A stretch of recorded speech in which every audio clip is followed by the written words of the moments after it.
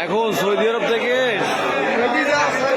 দেশের লোক পাঠাইছে, সব সফর জাইলের লোক দেখছেন। আমরা যাওয়ার জন্য রেডি, আর ওরা চলে আসছে।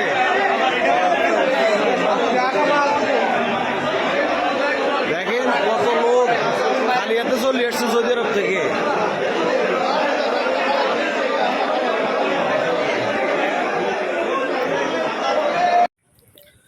আসসালামু আলাইকুম, হাই গাইস, কেমন আছেন? আশা করি প্রত্যেকেই ভালো আছেন। তো প্রবাস থেকে চলে এলাম নতুন আরেকটা ভিডিও নিয়ে। আপনারা যাকে দেখলেন, এই যে লোকটা বলল, শত শত লোক আজকে কাজ নাই বিদায়ী তারা দেশে ফেরত আসতেছে বা কোম্পানি ফেরত পাঠাচ্ছে। বর্তমান সময়ে সৌদি আরবের পরিস্থিতি খুবই খারাপ। আপনি ধরেন কাতার, ওমান, এর চাইতে বেশি খারাপ আমি মনে করি সৌদি আরবে। আজকে সৌদি আরবে কাজের সমস্যার কারণেই কিন্তু হয় নিজে ফেরত আসতেছেন, না হয় কোম্পানি ফেরত পাঠাচ্ছে।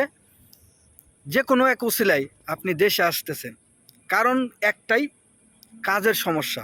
কাজ পাচ্ছে না মানুষ, 3 মাস 6 মাস বৈশা থাইকা না পারা বিদায়ী তারা দেশে চলে আসতেছে যে কোনোভাবে। হয় অনেকেই আছেন পুলিশে ধরা দিয়ে আসতেছেন, অনেকেই আছেন দালালের মারফতে আসতেছেন, অনেকেই সফর জেলের মাধ্যমে আসতেছেন। এরকম বিভিন্নভাবে প্রচুর প্রবাসী, প্রতিদিন শত শত হাজার হাজার প্রবাসী বাংলাদেশে ফেরত আসতেছে। আজকে কাজের অবস্থা ভালো না বলেই কিন্তু আসতেছে। আর যাদেরও 2-1 জনের কাজ আছে, দেখা গেছে তারা ঠিক মতো বেতন পাচ্ছে না, সময় পাচ্ছে না, সাপ্লাইতে পড়ে গেছে। কি করবেন আপনি? যারা কিনা লক্ষ লক্ষ টাকা ঋণ করে গেছে, যারা কিনা লক্ষ লক্ষ টাকা লোন করে গেছে, তারা তো ওইভাবেই থাকতে হবে, খেয়ে না খেয়ে, মানে কোনো রকম জীবনযাপন করে তাদের মানে একটা আশা ভরসা যে কবে আমাদের কোম্পানিটা ভালো হবে, হয়তো বা সেদিন আমাদের টাকাগুলা মানে বুঝিয়ে দিবে, সেই আশাই কিন্তু তারা রয়েছে। আর যারা কিনা কিছু পরিমাণ লোন করে গেছে বা সুদি করে যেভাবেই গেছে, তো তারা হয়তো মানে থাকতেছে না বা থাকতে পারতেছে না।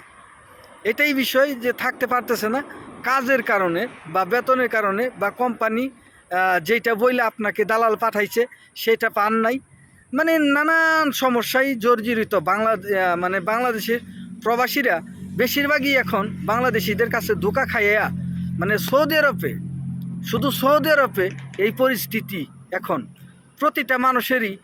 এই দেখেন কিছুদিন আগে অপহরণ, ছিনতাই, অপহরণ, মানে কিডন্যাপিং, মানে কি একটা জোর বাড়ছিল, এটা তো আপনারা সবাই জানেন।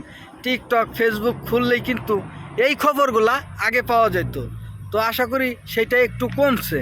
যাই হোক, কমছে, কিন্তু কাজের দিক দিয়া, মানে বর্তমান সময়ে কাজের দিক দিয়ে মানে প্রচুর খারাপ যাচ্ছে। তো এই হলো আজকে আপনাদের মেসেজ। তো আশা করি আপনারা বুঝতে পারছেন।